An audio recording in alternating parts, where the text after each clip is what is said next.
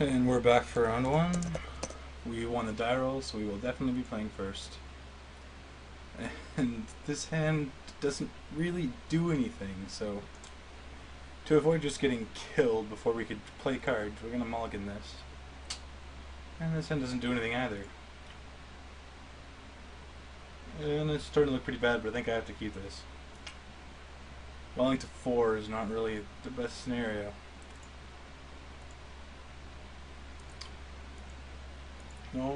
We'll just lead off with planes and then watch as our opponent plays cards, and if we miss a land drop we might be really far behind, and we did.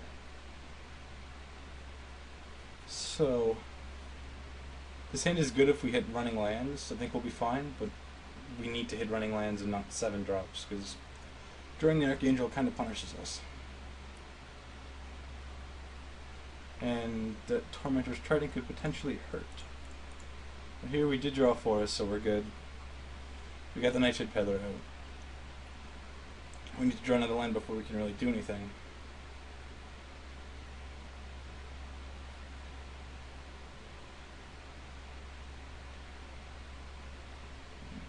I'm fine with him goal-fleshing a Nightshade Peddler.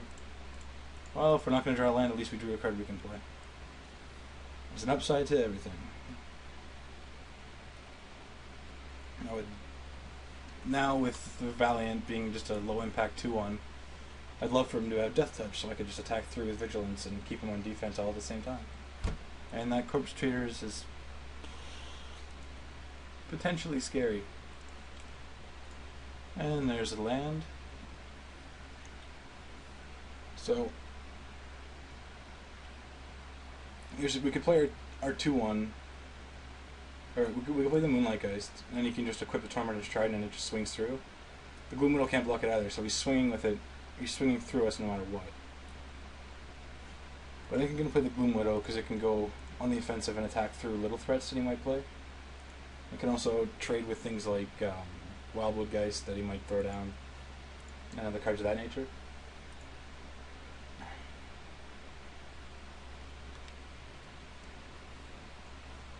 So there's really no... The Moonlight Geist may be better in certain situations, but he's probably not going to... Okay, alright, now that's a little bit bigger, but if he trades Force Mage for Gloom Widow when we attack next turn, then we'll be very happy about that.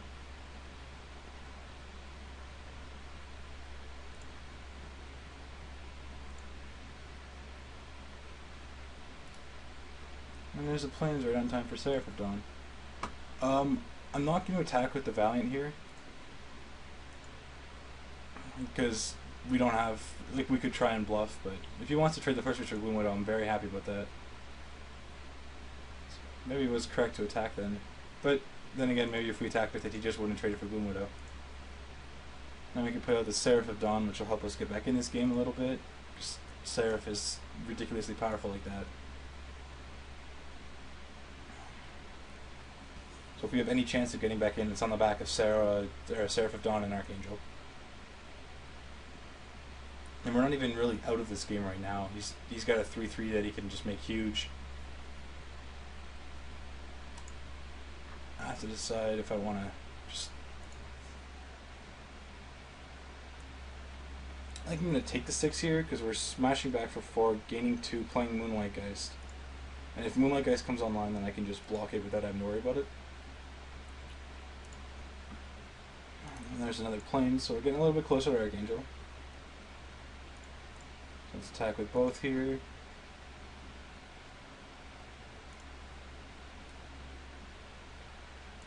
Get the Moonlight Geist out.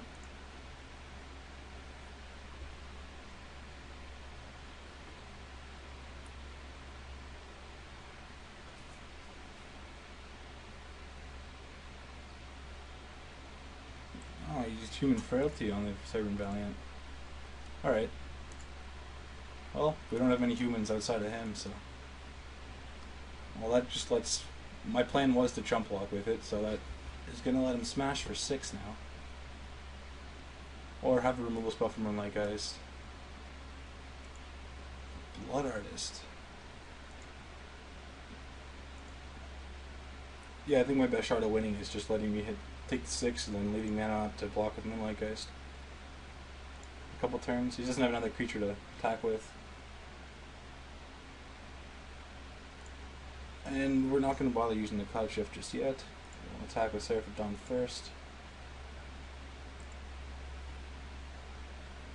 So we're not looking at any haste guys running our way. We're going to save the Cloud Shift so that we can prevent our Moonlight guys from getting killed, because right now it's the only thing that's going to keep us in this.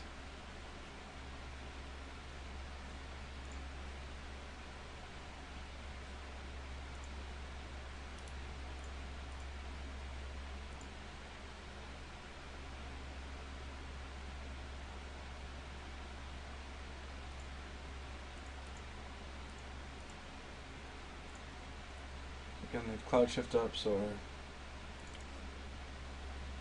Moonlight guys can't just get killed by a Deathwind or a Bone Splinters or anything else like that, like another Ghoul Flesh you might have.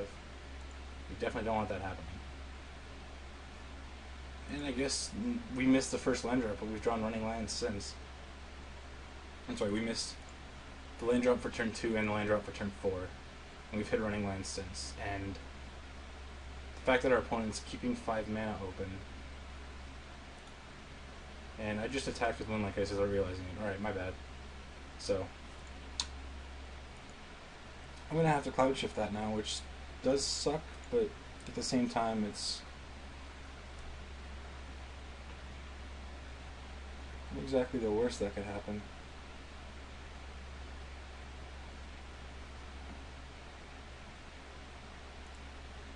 Woohoo.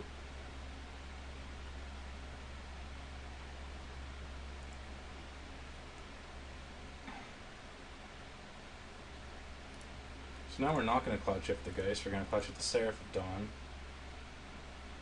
Actually,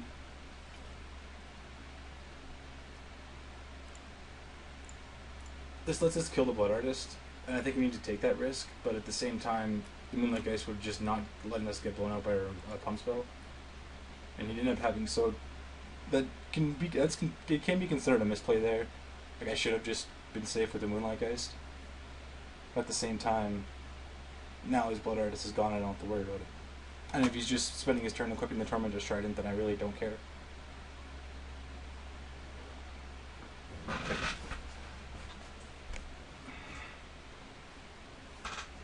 Another Trusted Force Mage.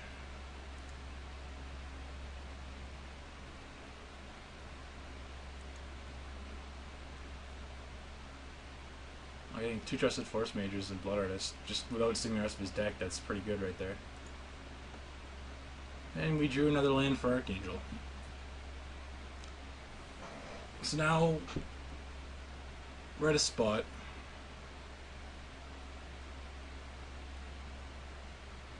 where we want to get this Archangel in play, and we don't want to take a ton of damage from these attacks. And at the same time, we don't really want Moonlight Guys to die.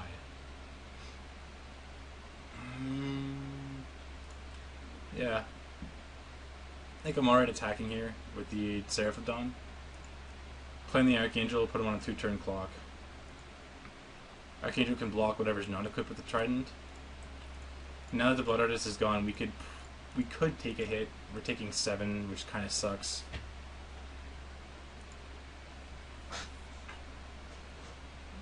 Although I just realized the Force Mage isn't bonded with the Corpse Traders. I figured it would automatically be bonded.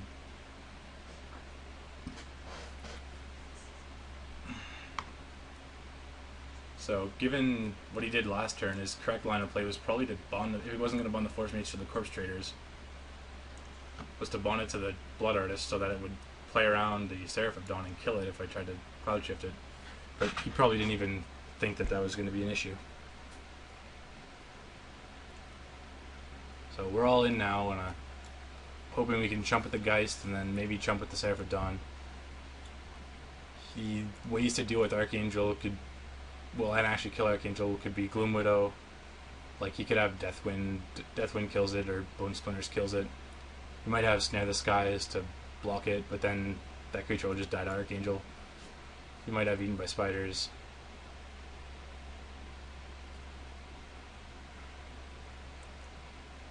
So he has, and just equipping the Trident. So he has missed land drop, so I'm really starting to wonder what those 3 cards in his hand are. If he's content just equipping the Trident and letting it go. Attacking with the Force Mage. I mean, he might have 2 pump spells. In which case, if he's got 2 pump spells, then let him use both pump spells. If he's got a Joint Assault. If he's got 2 Joint Assaults, we're just dead from the Corpse Traders, so. And he concedes. Alright then. So he must have nothing left in his hand.